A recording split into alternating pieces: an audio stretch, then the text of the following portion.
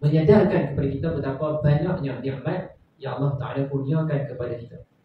Badan kita sendiri untuk operate, untuk berfungsi dengan baiknya ada 360 sendi. Dengan kemajuan teknologi yang ada sekarang, kita lihat ditunjukkan kalau nak zoom in lagi pada sistem-sistem yang ada dalam tubuh badan kita ni lagi kompleks. Umpamanya saluran-saluran darah yang ada, boleh tengok nanti saintis-saintis tunjukkan bagaimana proses tersebut sangat hebat. Jadi di sini menyadarkan kepada kita bahawa nikmat yang Allah Ta'ala kurniakan kepada kita ini terlalu banyak dan tak terhitung. Sebagaimana dalam surah An-Nahl ayat yang ke-18, wa in ta'udu ni'matallahi la tuhsuha. Kalau kamu nak menghitung nikmat Allah, maka kamu tak mampu. Terlalu banyak dan tak terhitung. Baik. Jadi daripada situ kita akan bawa masuk kepada perbincangan apa yang kita boleh buat, yang kita mampu buat dalam usaha nak memberikan sedekah, ataupun dalam bahasa yang mudah yang lain, umpamanya seperti kita nak membayar sewa kepada 360 sendi tersebut. Baik. Di sini kita akan melihat bagaimana solat duha. Solat duha menyamai sedekah kepada 360 sendi yang ada dalam badan kita. Ya. Mungkin setiap hari kalau kita nak buat satu sedekah kepada satu sendi, nak buat secara berasingan sebanyak 360, mungkin orang kata apa, tak cukup tangan, tak sempat masa. Maka di sini dalam hadis yang diriwayatkan oleh Imam Muslim daripada Sayyidina Abi Dzar, Nabi SAW menyebutkan, bersabda, yusbihu ala kulli sulama min ahadikum sadaqah, fa kullu tasbihah sadaqah, wa kullu tahmidah sadaqah, wa kullu tahlilah sadaqah, wa kullu takbirah sadaqah, wa amru bil ma'ruf sadaqah, wa nahyu 'anil munkar sadaqah, wa yujzi'u min dzalik rak'atan yarka'uhuma min ad-duha. Pada setiap hari, setiap sendi salah seorang daripada kamu memerlukan sedekah. Setiap hari, on daily basis. 360 kan sendi kita, ya? Baik. Setiap tasbih sedekah, setiap tahmid sedekah, setiap tahlil sedekah, setiap takbir sedekah, menyuruh kepada perkara ma'ruf sedekah, mencegah perkara munkar sedekah. Dan di akhir hadis ini Nabi menyatakan, menyebutkan bahawa kesemua itu cukup memadai dengan 2 rakaat yang didirikan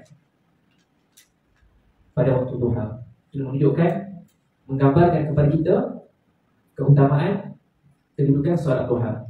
Solat duha hari ini terkenal popular kerana kebanyakan melihat kepada suatu usaha nak menarik rezeki. Betul, tidak dinafikan. Namun pada masa yang sama, sudut pandang kita adalah solat duha ini kita laksanakan dengan semangat, dengan roh, dengan kefahaman, dengan sudut pandang bahawa ini bentuk kita nak menyatakan rasa syukur kepada Allah. Tidak ada masalah jika ada semangat sedia ada ni, semangat nak menarik rezeki, tidak ada masalah. Pada masa yang sama, kukuhkan kefahaman bahawa solat duha yang kita lakukan ini adalah sebagai bentuk kita mensyukuri nikmat Allah. Dan ini selari dengan firman Allah Subhanahu Wa Taala. Yang mana satu? La in syakartum la azidannakum. Apabila kita bersyukur, Allah Ta'ala akan tambahkan lagi. Jadi betul kan? Kita solat duha, kita menunjukkan manifestasi, menzahirkan rasa syukur kepada Allah, dan Allah Ta'ala akan tambah lagi nikmat kepada kita. Baik.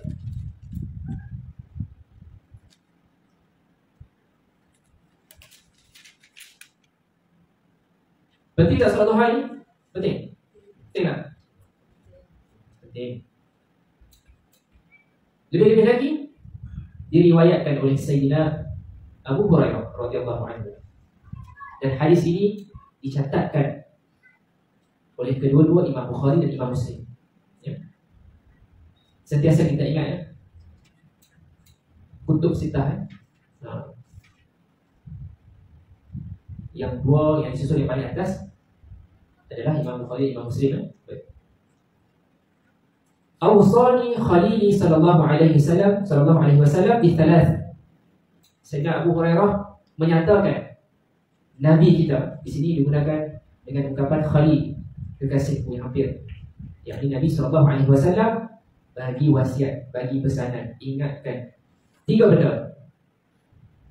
Nampak tak kan? apa kita boleh pelajari daripada persahabatan Nabi SAW dengan para sahabat baginda. Kalau kita sungguh-sungguh ingatkan seseorang itu friendship betul, kita akan ingatkan dia dengan benda-benda yang penting. Di sini kita lihat Nabi mengingatkan, memberikan wasiat kepada Sayyidina Abu Hurairah 3 perkara. Yang pertama ialah siyam 3 ayyam min kulli syahr. Puasa 3 hari setiap bulan. Ya. Jadi bolehlah kita lihat hari putih kan. Ya. Ataupun boleh dipilih hari-hari yang lain, Isnin, Khamis yang ada. Sebab itu yang pertama. Baik, sebab pasal puasa ni, antara rahsia hikmah yang pernah dikongsikan adalah macam mana kita nak regulate ataupun nak mengukuhkan, menjernihkan rohani kita, jiwa kita. Paling lama gap yang dinyatakan adalah sebanyak 4 hari. Ini bagi sesiapa yang ingin melazimi ibadah puasa sunat. Gap yang paling lama boleh cuti 4 hari. Mengambil daripada hari yang dilarang berpuasa kan, hari raya Idul Adha dan Hari Tasyrik, dia campur semua 4. Jadi itu adalah senggatan masa yang dikatakan maksimum lah bagi mereka yang nak melazimi ibadah puasa sunat, 4 hari. InsyaAllah bagi mereka yang ada kemampuan, kesungguhan untuk berpuasa, dia akan dapat cahaya yang berbeza, jiwa yang bersih dan mendapat bantuan Allah SWT. Baik, yang seterusnya Nabi berpesan kepada Sayyidina Abu Hurairah ini, beliau 2 rakaat duha. 2 rakaat duha. Lihat ya, ringkas ya, Nabi beritahu 2 rakaat duha. Tapi kita akan lihat selepas ini Nabi menyebutkan duha ini boleh dilakukan 2, 4, 8 dan sampai 12 ya. Baik. Dan yang ketiga Nabi berwasiat, berpesan, mengingatkan kepada Sayyidina Abu Hurairah, beliau menunaikan solat sunat witir sebelum tidur. Wa an utira qabla an anam, ya, sebelum tidur. Baik.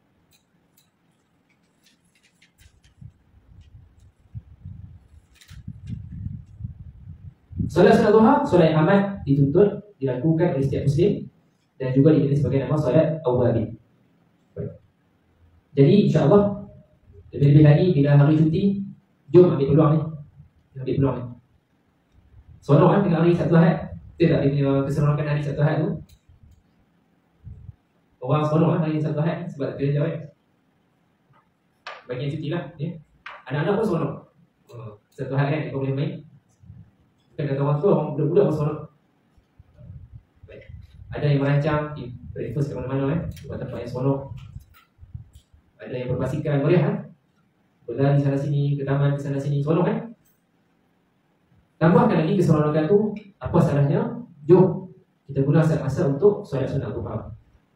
Sebab hari Sabtu hari tak ada komitmen, orang kata apa, ikatan komitmen untuk kerja kan, jadi lebih bebas lah ya, untuk kita gunakan pada hari Sabtu Ahad. Why not? Mulakan Sabtu Ahad, sebelum kita pergi berlari ke mana-mana, sebelum kita kayuh geret, kayuh basikal,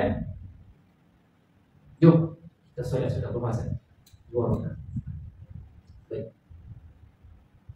Tuan-tuan sekalian, tadi kita beritahu kan, solat sunat duha ni boleh dilakukan 2, 4, 8 dan 12. Ya, baik. Di sana hadis yang diriwayatkan oleh Sayyidina Nu'aim bin Hammar radhiyallahu anhu berkata, Nabi SAW bersabda, Allah Ta'ala berfirman, ya bani Adam, la tu'jizni min 4 rakaat fi awal naharik akfika akhirah. Hadis ini diriwayatkan oleh kedua-dua Imam Tirmizi dan Imam Abu Dawud. Apa maksudnya? Wahai anak Adam, janganlah kamu tinggalkan untukku 4 rakaat pada awal siang, nescaya aku cukupkan bagimu di akhir siang. Jadi di sini memberikan panduan kepada kita, lagi hebat, lagi cemerlang kalau kita boleh buat 4 rakaat. Tapi tak apalah, untuk mula-mula ni buat 2 dulu. Kita biasakan diri 2, kemudian boleh tingkatkan 4 rakaat. Kalau boleh hebat lagi 8. Dan Imam Nawawi menyebutkan paling banyak boleh buat sebanyak 12 rakaat duha. Ya, 12 rakaat duha. Tapi yang 4 ni dah disebutkan dalam hadis ini, yang mana Allah Ta'ala akan memberikan kecukupan kepada kita bila kita jaga 4 rakaat solat duha. Kalau hari kerja macam mana? Kena sesuai, kita tengok macam mana mendapatkan persetujuan dengan supervisor kita supaya tak timbul fitnah.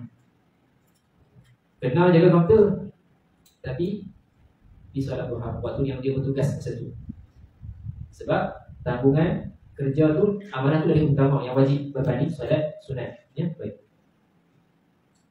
Solat duha, ya, jika hafaz surah Asy-Syams boleh baca rakaat pertama. Wasy-syamsi wa duhaha. Lihat kaifah duha tersebut. Rakaat kedua baca surah duha. Wadduha wal laili idza saja. Pilihan yang lain, kalau tak ingat yang tu, boleh baca ayat kursi rakaat pertama, rakaat kedua surah Ikhlas. Tapi ini bukanlah ketetapan yang wajib kena baca surah tersebut. Boleh baca yang mana kita ingat. Baik, tuan-tuan puan sekalian, lepas solat duha, doa apa nak baca? Alhamdulillah, ada kumpulan nasyid Indonesia yang telah Allahumma inna duha duha'u. Boleh ingat balik, semua boleh ingat balik itu kan, boleh buat ulang kaji. Dan di sini kita nak bawa satu hadis yang diriwayatkan oleh Imam Bukhari dalam kitab Adab Al-Mufrad. Doa yang Nabi baca selepas solat duha dia, Allahumma ighfirli wa tub alayya innaka antat tawwabur rahim. Saya ulang balik, yang diriwayatkan Imam Bukhari, doa yang Nabi kita bacakan selepas solat duha ialah Allahumma ighfirli wa tub alayya innaka antat at-tawwabur rahim. Baik, itu boleh kita baca. Baik, InsyaAllah lah, habis semangat. Kalau boleh esok kita boleh mula solat duha. Kalau yang dah biasa buat boleh tingkatkan kepada 4 dan seterusnya. Baik, kita masuk pada poin yang berikutnya ya. Memang nikmat Allah kepada kita sangat banyak, tak ternilai. Dulu masa kita menghadapi zaman Covid kan, yang mana kita tengok laporan media macam mana pesakit yang perlu mendapat bantuan pernafasan pada waktu tu kita akan lebih berfikir betapa hebatnya nikmat pernafasan yang Allah bagi kepada kita. Ada yang disebutkan bagaimana nak dapatkan satu tong oksigen gas pun tinggi kos dia.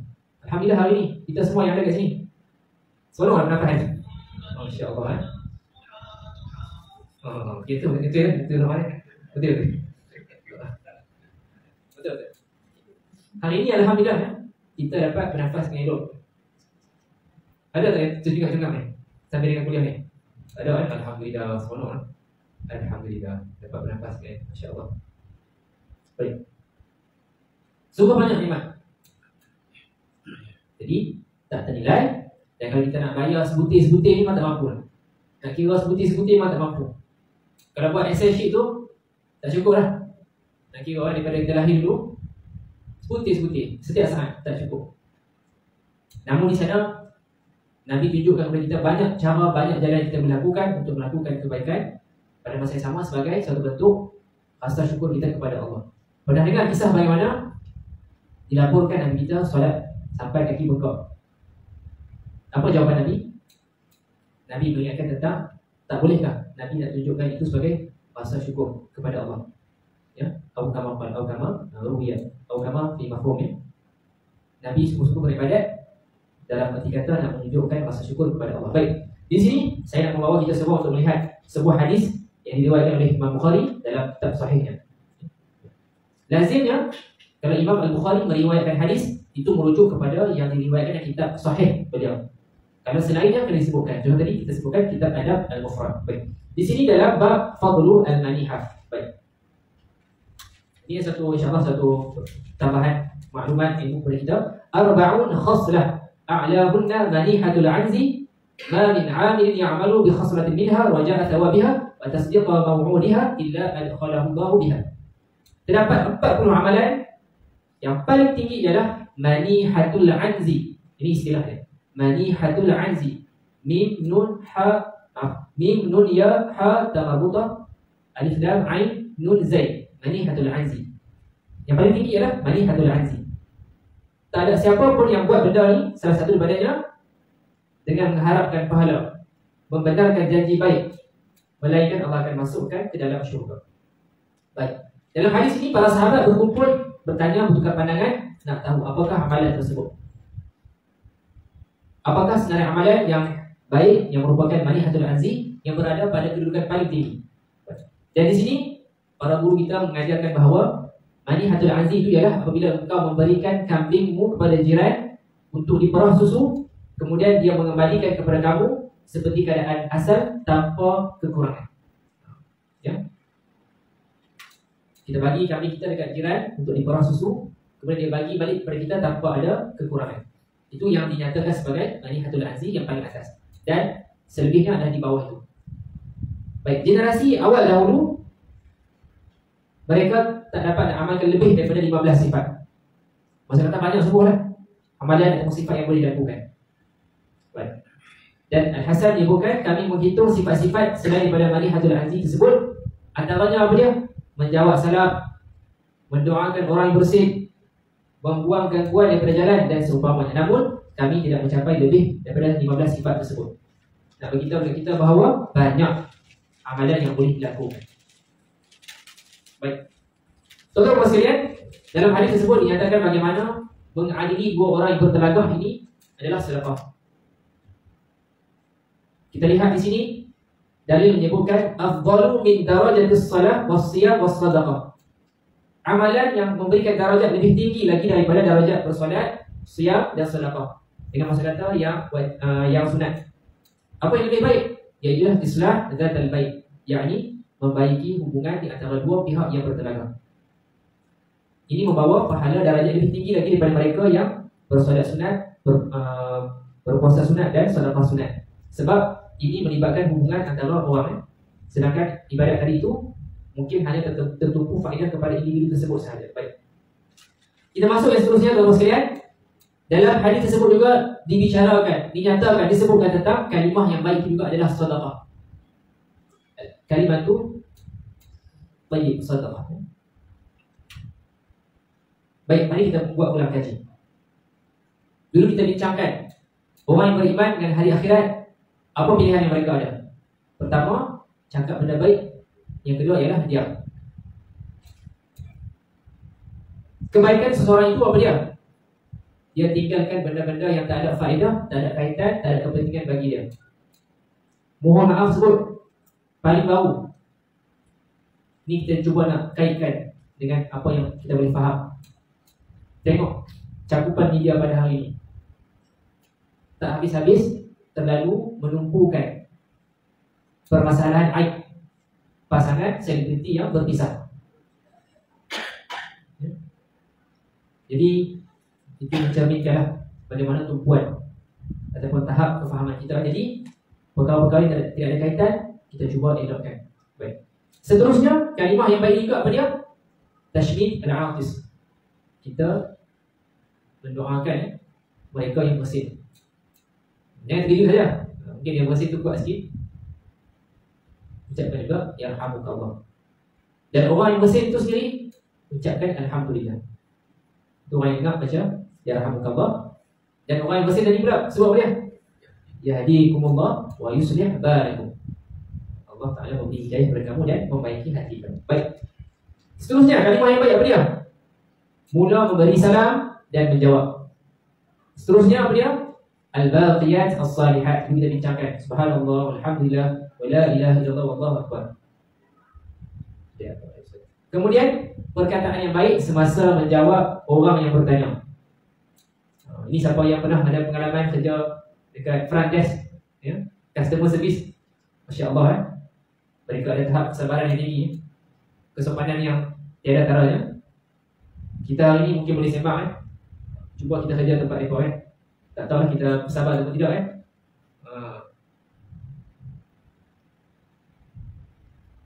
Pernah ada pengalaman di hospital, petugas yang jaga giliran nombor untuk bertemu dengan doktor. Mula-mula dia tenang. Lepas tu bila macam-macam perangai orang yang datang tu, dia pun dah mula. Saya pun perasan lah. Dia kata, kami panggil untuk datang bilik ni, bukan masuk tadi. Macam tu lah. Dia punya tu, situasi tu dah berubah lah. Jadi alhamdulillah dia boleh kawal lagi lah. Dia tak marah mengamuk kan. Tapi nak beritahu kata kat sini, bila kita menjawab dengan baik bila orang bertanya, subhanallah, itu adalah kalimah yang baik, dapat pahala. Baik, percakapan yang baik sesama manusia, kita gembirakan hati dia, insya-Allah membawa pahala yang besar. Seterusnya kalimah yang baik apa dia? Zikir, doa, banyakkan benda yang baik. Lebih-lebih lagi mak ayah sebut benda-benda yang elok kepada anak-anak. Kerana itu merupakan doa kepada anak-anak. Dan doa mak ayah insya-Allah sangat mustajab, kabul di sisi Allah SWT. Baik, seterusnya contoh yang lain kalimah yang baik adalah kita bagi pujian kepada saudara kita, tapi pujian yang betul lah. Jangan duk baik-baik kita pujian yang tak betul. Tak gigi dia pun rasa lain macam kan. Dia perasan sendiri kan. Jangan. Puji benda betul. Kalau hari tu dia pakai baju lain sikit segak, puji segak. Bukan sebab saya saja nak apa? Istilah dia pun nak kipas kan. Nak kipas, nak aircon dia kan. Okay. Puji betul lah. Seterusnya Ini contoh yang dibawakan dalam kitab, antaranya adalah bantuan kepadanya apabila berada di hadapan hakim. Ini lebih kepada mereka yang menjadi saksi, memberikan kenyataan berikutnya. Seterusnya, petunjuk jalan. Saya alhamdulillah ada peluang untuk berada di KLCC. Ternampaklah situasi-situasi pengunjung-pengunjung luar negara yang bertanyakan tempat itu dalam kalangan pengunjung-pengunjung lah, turis kan. Dan situasi-situasi lain boleh juga lah, kalau orang tanya jalan boleh kita beritahu. Okay. Dan akhir sekali, setiap perkara yang memudahkan, yang menggembirakan pendengar, yang menjinakkan hati mereka, maka insya-Allah itu adalah kalimah yang baik. Samalah kita mengaji ni kan. Kalau isteri je kan, tak ada cerita benar yang menghiburkan, tak seronok juga kan. Kena balance. Kita ambil pendekatan sederhana. Kita tak mahu ceramah, kuliah yang berada di tempat yang mulia ni kita buat macam tempat sembang kedai kopi. Tak mahu betul lah, ya. Kalau ada penceramah-penceramah yang asyik buat jemaah gelak ketawa, cerita yang pelik-pelik, itu benda yang perlu dibetulkan. Tak boleh kan? Kita kena seimbang lah.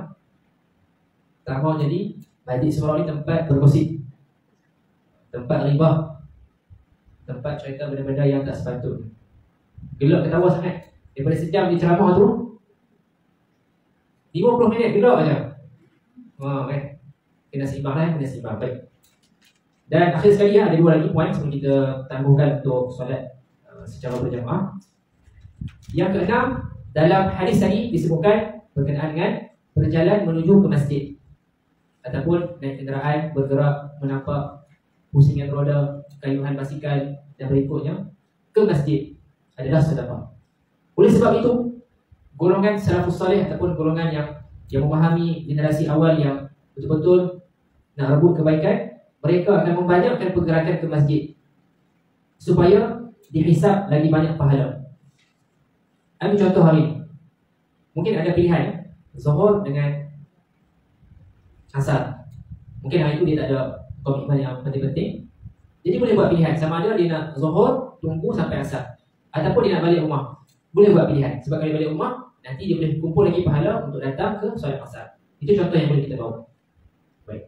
Dalam hadis disebutkan, mafhumnya menyatakan siapa yang pergi ke masjid, Allah sediakan tempat baginya di syurga. Ya? Dan di sini, mari kita lihat satu kisah dalam hadis Nabi menyebutkan apa yang berlaku ya. Kalau nak cari nanti, hadis ini berkenaan dengan Bani Salamah. Hadis tentang Bani Salamah. Mereka tinggal di tempat yang jauh daripada masjid. Jadi, mereka teringin nak pindah cari tempat yang lebih dekat dengan masjid. Tujuan apa dia? Supaya lebih mudah untuk menyertai salat jemaah tersebut. Nampak tak dia punya mindset ataupun sudut pandang? Melihat keutamaan cari lokasi yang berdekatan dengan masjid dengan tujuan dapat menyertai solat berjemaah tersebut. Nabi tahu dan Nabi menyatakan kepada mereka, benda ini diulang 2 kali. Nabi sebut, tetaplah di rumah kalian, akan dicatat jejak kalian. 2 kali Nabi ulang benda. Dan mereka menjawab, mereka menyatakan, tidak ada perkara yang membahagiakan kami untuk berpindah rumah. Sebab daripada tahu, Nabi beritahu, bila jauh rumah, lagi banyak pahala yang akan diperoleh. Siapa kita paling jauh ni malam ni? Dalam bayar ni lah. Siapa dia? Taman mana? Siapa? Paling jauh? Dekat mana? Ya? Taman Mas. Subhanallah.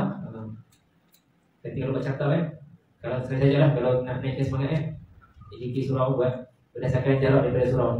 Kita buat perbandingan dua. Haji ni paling tinggi pahala dia. Dari segi step yang datang ke masjid. Subhanallah. Baik. Baik. Dan akhir sekali sebelum kita azan, sebagaimana saya sebutkan dalam pertemuan sebelum ni, di sana ada hadis Nabi yang diriwayatkan oleh Imam Ibnu Majah dalam kitab Sunan Ibnu Majah. Sebab dalam hadis tersebut dinyatakan mereka yang mengalihkan halangan atau gangguan di jalan juga mendapat pahala sedekah. Baik. Di sini hadis ini menyebutkan ittaqu al-mala'ina as-salat. Berhati-hatilah jangan sampai masuk dalam kalangan 3 golongan ini yang dilaknat. Siapakah mereka? Al-barazah. Al-barazah. Dengan nama ni Baroza, yang sebut dengan nama anak Baroza. Ataupun kereta ke Baroza, kucing ke Baroza yang sebut. Maksudnya adalah mereka yang membuang air. Baroza. Kok lah tiba-tiba tengok cerita kartun ke kan, macam novel ke, sedap lah Baroza ni kan? Baroza dah hadis ni bermaksud mereka yang membuang air, ya. Fil mawaridi, dia buang air di saluran air. Maksud kata sumber air yang kita akan guna. Wadhilli, di tempat teduhan. Dan waqari'ati at-tariq, di tengah jalan. Golongan ini akan dilaknat oleh manusia, malaikat dan Allah Subhanahu wa taala. Baik. Jadi kita boleh faham macam mana Islam ini melarang itu bentuk yang bawa mudarat kepada umum. Jadi mereka yang mengalihkan mudarat ini akan mendapat kedudukan yang baik. Dan rangkumannya, tuan-tuan sekalian, alhamdulillah kita dah sampai ke penghujung untuk perbincangan hadis ini. Rangkumannya adalah jalan kebaikan, peluang sedekah ini sangat luas. Lihatlah situasi yang ada yang berdekatan dengan kita, sesuai dengan kemampuan kita, dan rebutlah. Pada masa yang sama, kita ingatkan bahawa ibadah yang wajib ni kena jaga sungguh-sungguh. Kan hadis-hadis sebutkan, siapa yang baca ayat kursi selepas solat fardu, tak ada yang menghalang mereka dengan syurga melainkan kematian. Kena faham bahawa kena solat fardu tu juga. Janganlah pula dia baca ayat kursi saja, dia tak solat fardu. Itu kefahaman yang salah. Kena solat fardu dan baca ayat kursi selepas itu. Jadi kita nak beritahu kat sini, rukun Islam yang 5 tu jaga sungguh-sungguh. Jaga sungguh-sungguh benda yang wajib, jaga sungguh-sungguh. Dan benda yang jelas haram, dosa besar, buat sepadan. Jangan dekat sekalipun, ya? InsyaAllah. Mudah-mudahan mendapat faedah. Dan insyaAllah pada pertemuan akan datang kita akan mula masuk ke hadis yang ke-7. Hadza wa billahi taufiq wal hidayah. Assalamualaikum warahmatullahi wabarakatuh.